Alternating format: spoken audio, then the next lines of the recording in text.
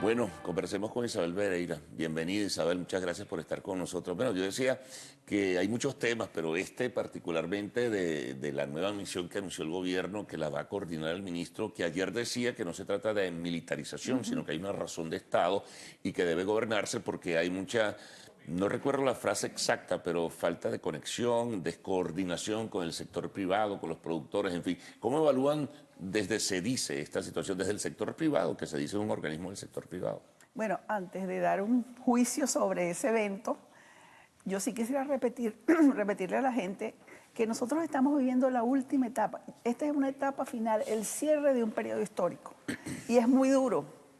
Está lleno de todos los problemas que estamos viviendo, las carencias, la escasez, la inflación, porque es el cierre de un periodo que no tenía ninguna posibilidad de asegurar la permanencia de la democracia, del Estado de Derecho, las libertades. No había ninguna posibilidad por ese camino que veníamos transitando. Las medidas que anuncia el presidente simplemente son como medidas para apuntalar la crisis. En lugar de ser para salir de la crisis, es para apuntalar la crisis. El mismo ministro de Defensa, este superministro ahora, o vicepresidente, o presidente alterno, yo no sé qué será realmente, él habla del caos, de que esto es necesario porque hay que corregir la situación de caos. Pero ellos están gobernando hace 17 años. O sea que el caos ha sido generado durante su gestión. Entonces, yo diría que esta medida no tiene ninguna posibilidad de responder a las demandas del país. En primer lugar, ¿qué puede resolver En primer lugar, parten de un diagnóstico equivocado.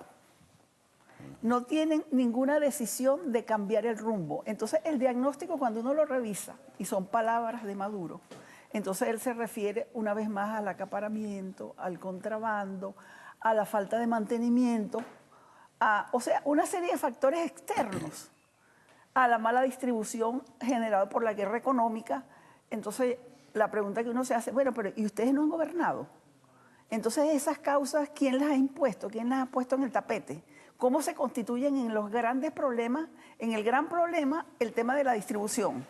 Nosotros sabemos... Pero el gobierno tiene un control casi que absoluto de todo esto de la distribución. Totalmente. Producto que salga de una planta industrial tiene unas guías de movilización y esa las controla o las tiene directamente el gobierno. Entonces, ¿qué está ocurriendo allí? Mira, no hay ninguna libertad aquí para comerciar, que una planta saque unos productos, que eso los embarquen en un camión. Eso está totalmente controlado por la Guardia Nacional. Entonces, en ese camino, para que llegue al supermercado es donde está el problema. ¿Y quiénes manejan eso? A menos que sea que el ejército ahora va a controlar a la Guardia Nacional, porque hasta ahora el control lo hace la Guardia. Entonces, ¿de qué se trata? De autocontroles entre ellos mismos, porque ahí no está el problema. En ninguna de las 8 causas que aduce Maduro de la situación que estamos viviendo, en ninguna se trata de enfocar hacia el tema de por qué no estamos produciendo, por qué no hay inversiones en Venezuela, cómo hacemos para reactivar el aparato productivo, cómo hacemos para que las alacenas de los supermercados puedan ser llenadas por la producción.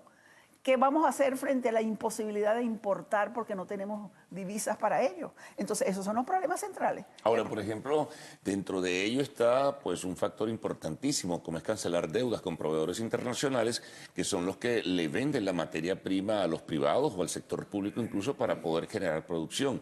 Esa deuda está allí y no se asume. No, y ni siquiera se menciona. Que la tiene que pagar el Estado en dólares y acá el nacional se la paga en bolívares al cambio que establezca el Estado. Entonces, cuando estas empresas cierran, como acaba de pasar con Kimberly-Clark, entonces... Eso estaba advertido, ellos lo habían dicho. Lo habían advertido y la situación era casi imposible.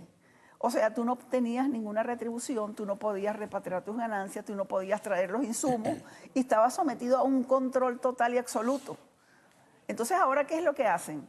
Aumentar el control, aumentar la represión, poner guardias en las puertas de las empresas, poner guardias en los puertos. O sea, solamente represión y control. ¿Y eso va a acabar con las colas y con el desabastecimiento nacional? Bueno, pero es que ya lo vamos a ver.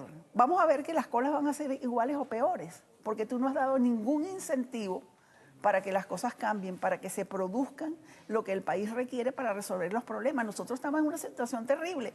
La pregunta que yo me hago todos los días al levantarme es, ¿qué están tomando los niños menores de 6 años que tienen que consumir leche para sus huesos, para su cerebro? Y en Venezuela eso está negado.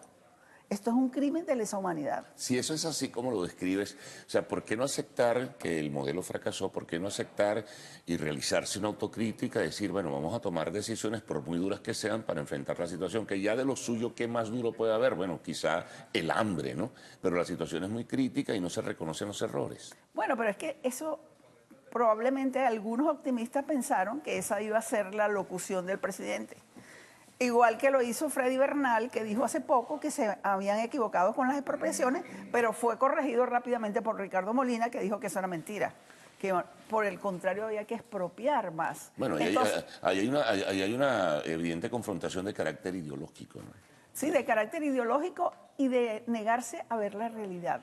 Porque entonces lo que podíamos Es nosotros que el patrón esperar... comunista es muy duro, es muy sellado, es un bloque de concreto en la cabeza, ¿no? Exactamente. Entonces, ¿qué podíamos esperar? Que se corrigiera, que se hiciera una autocrítica. Este modelo fracasó.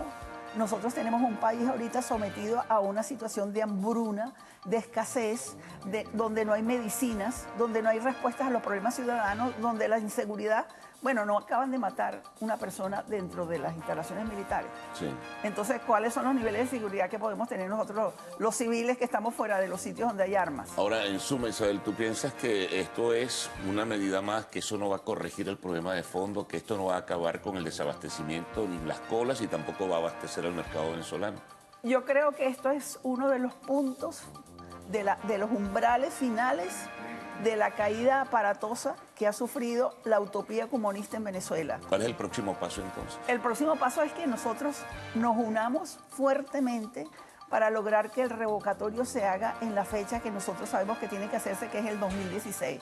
Porque esa sería una salida pacífica, porque esa sería una salida que para nosotros adentro sería la mejor y para nosotros como país ante el mundo nos daría una muestra de civilidad. Entonces yo creo que la apuesta tiene que ser con toda nuestra fuerza porque se realice el referendo revocatorio y este gobierno salga de la manera más digna a pesar de todas las tropelías que ha cometido. Bueno, ya veremos. Muy pendientes, ¿no? La cosa es difícil, la cosa es complicada. Pero es posible. Si nosotros queremos, podemos. Bueno, muy bien. Muchas gracias, Isabel. Muy amable por estar con Gracias nosotros a ti. compartiendo tus inquietudes acá en esta primera emisión del Noticiero de Televen. Hacemos una pausa y al regreso tendremos el segmento de arte y espectáculos en Lo Actual.